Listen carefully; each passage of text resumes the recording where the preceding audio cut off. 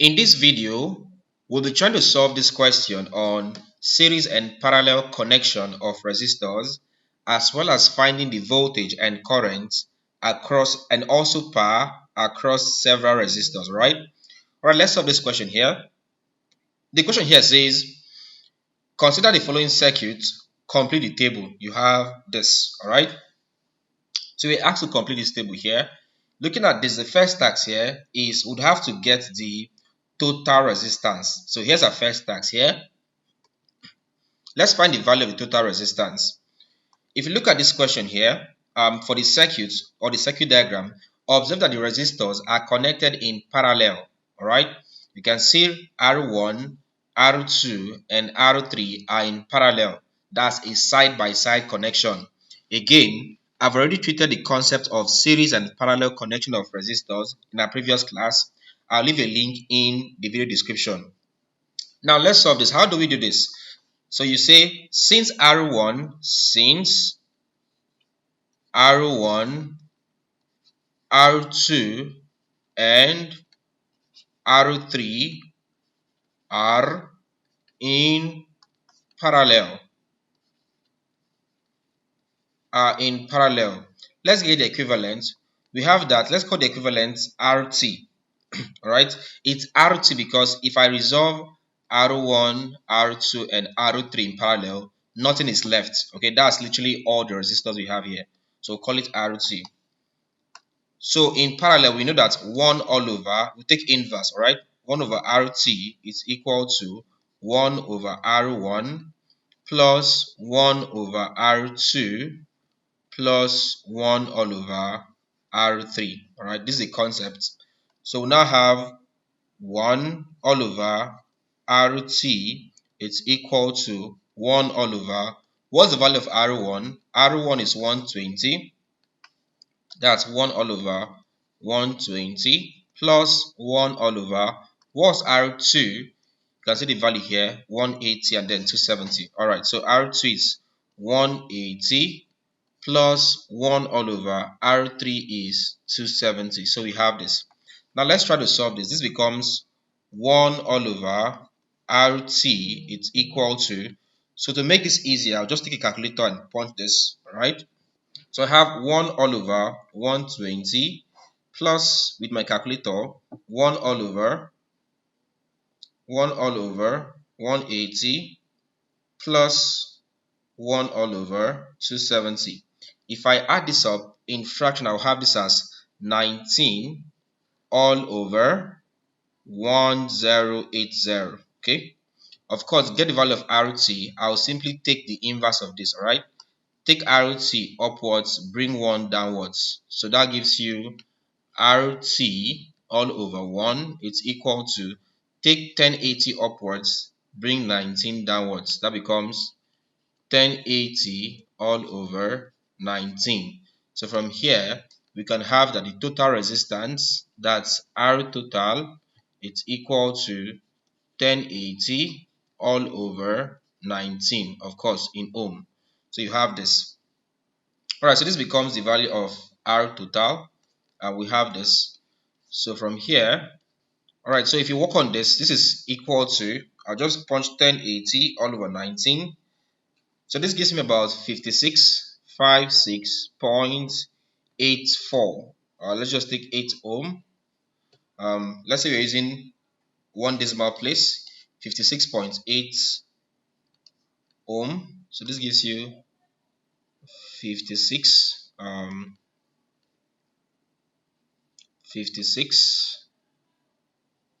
56.8 ohm. So I have this. Alright, so with this now, I've gotten the value of the resistors. Okay.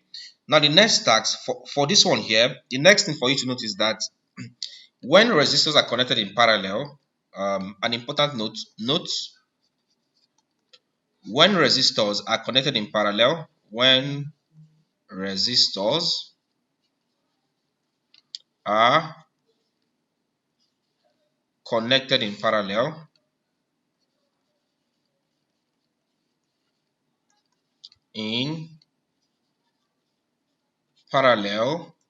then the same potential difference the same potential difference, the same voltage, okay, the same voltage, also called PD, potential difference, flows through them. Flows through them. Alright. Alright, so that's something to note. So with this, we can say that from what we have here, if you look at the question here, it's clear that the potential difference there, or the voltage there, is 15 volts. So 15 volts flows through all of them. So here becomes 15 volts, 15 volts, 15 volts, because they are connected in parallel. Okay. Now with that, we can now find the current. Recall that from Ohm's law, V is equal to I times R. To get current, I'll divide it by R divided by R. So from here, you can see that I is equal to V over R. That's your formula. So I would say recall that I is equal to voltage over resistance. Let's get I1.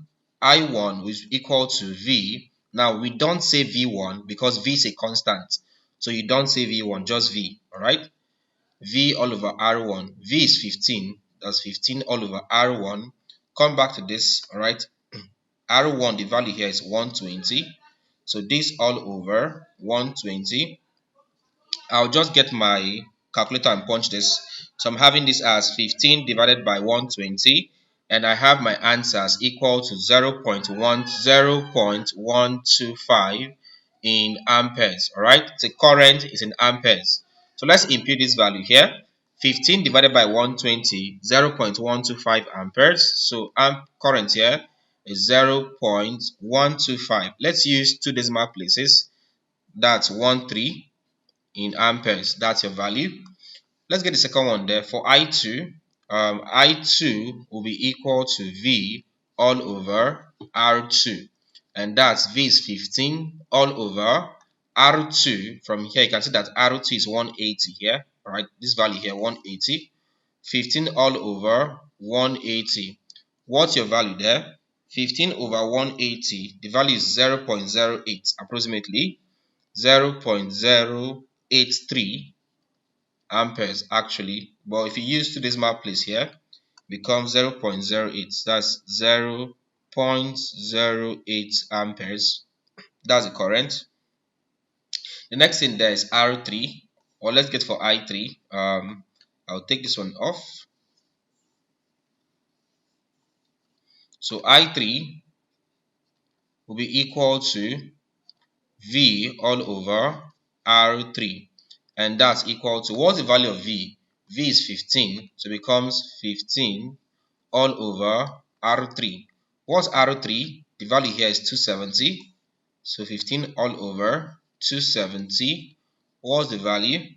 15 over 270, that's 0.56, approximately 0.056. all right, 0.056 amperes. That's what you have there. All right, so in two decimal places, that gives you 0.06. all right, that's your value in amperes.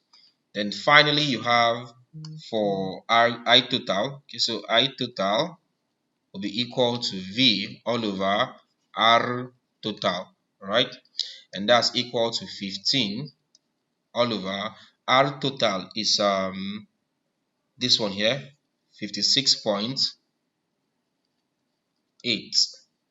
All right, so 15 all over 56.8. What do I have there? My answer here is 0.264 in amperes. Converting to the nearest two decimal places, that becomes 0.26. 0.26 in amperes. Alright, with that I've completed the column for voltage and the row for voltage as well as for current. The final thing I have there is for power. Alright, let's get for power.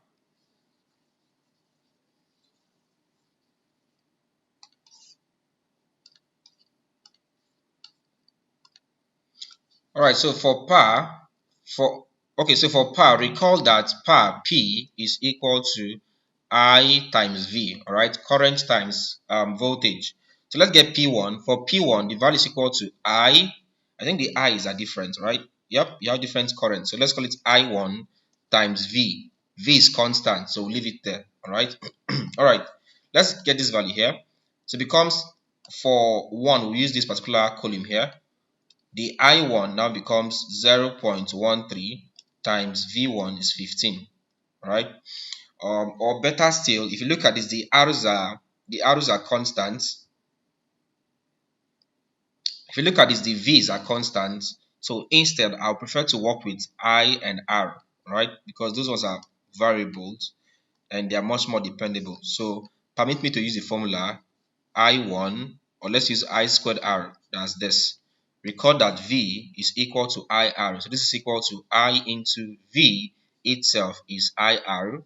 And that's equal to I times I is I squared times R. So this is how I'm getting I1 squared R, okay? So this is equal to, I think you should still have the same answer anyways, but I just prefer to work with this one for now. I1 is the value of the current for 1, which is 0.13 squared. So I'm having this as 0.13 squared, that is I1 times R1, should be R1, okay? Because the R's are different. So R1 is this value here, 120. So this into 120. So let's see this. 0.13 squared times 120. This gives you about 2.0 2 points. This gives you about 2.028. Are we looking for what here? We're looking for power. Power is in watts. So convert this to 2 decimal places, becomes 2.03 watts. Alright, this gives you 2.03 watts. Alright. Alright, let's call this X, let's call this Y, let's call this Z. So using the same concept, of course, P2 will be equal to I2 squared times R2. Same way, P3 will be equal to I3 squared times R3, and also P4 or P total will be equal to I total squared times R total, just like this, okay? So use this formula for this, get the value of X, Y, Z, leave it in the comment section, all right? So in the comment section, just write there, X equal to put the value in watts, Y equal to put the value in watts, Z equal to put the value in watts, and I'll tell you if you're correct or not, all right? Alright guys, so don't forget that you can check out my available courses on my website.